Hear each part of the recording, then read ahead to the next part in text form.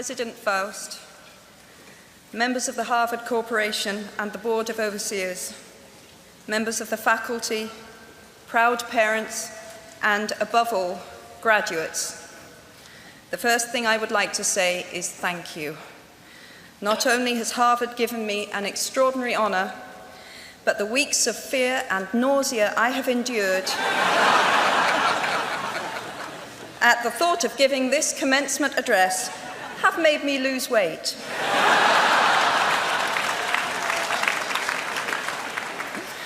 A win-win situation. Now all I have to do is take deep breaths, squint at the red banners, and convince myself that I am at the world's largest Gryffindor reunion.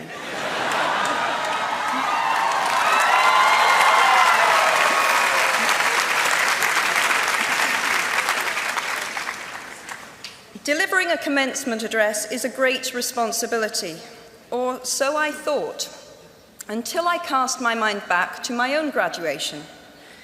The commencement speaker that day was the distinguished British philosopher, Baroness Mary Warnock. Reflecting on her speech has helped me enormously in writing this one, because it turns out that I can't remember a single word she said.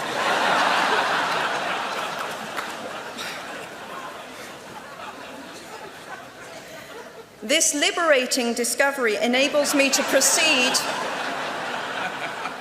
without any fear that I might inadvertently influence you to abandon promising careers in business, the law, or politics for the giddy delights of becoming a gay wizard.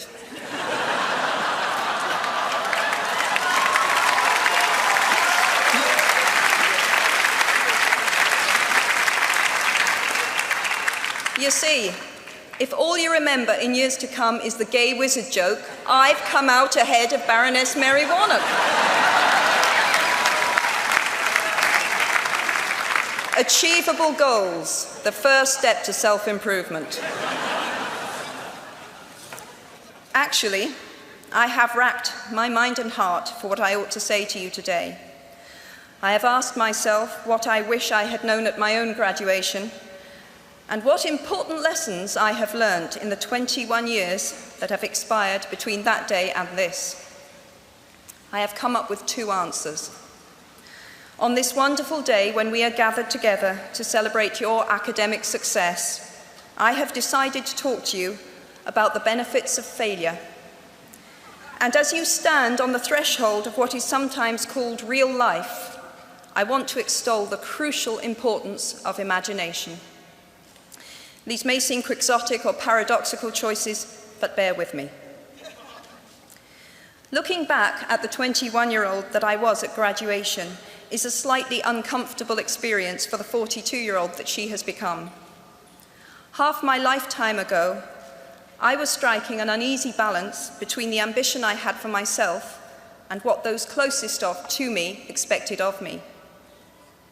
I was convinced that the only thing I wanted to do, ever, was write novels. However, my parents, both of whom came from impoverished backgrounds and neither of whom had been to college, took the view that my overactive imagination was an amusing personal quirk that would never pay a mortgage or secure a pension. I know the irony strikes with the force of a cartoon anvil now, but... So they hoped that I would take a vocational degree. I wanted to study English literature. A compromise was reached that in retrospect satisfied nobody, and I went up to study modern languages. Hardly had my parents' car rounded the corner at the end of the road than I ditched German and scuttled off down the classics corridor. I cannot remember telling my parents that I was studying classics. They might well have found out for the first time on graduation day. Of all the subjects on this planet, I think they would have been hard put to name one less useful than Greek mythology when it came to securing the keys to an executive bathroom. Now, I would like to make it clear in parenthesis that I do not blame my parents for their point of view. There is an expiry date on blaming your parents for steering you in the wrong direction.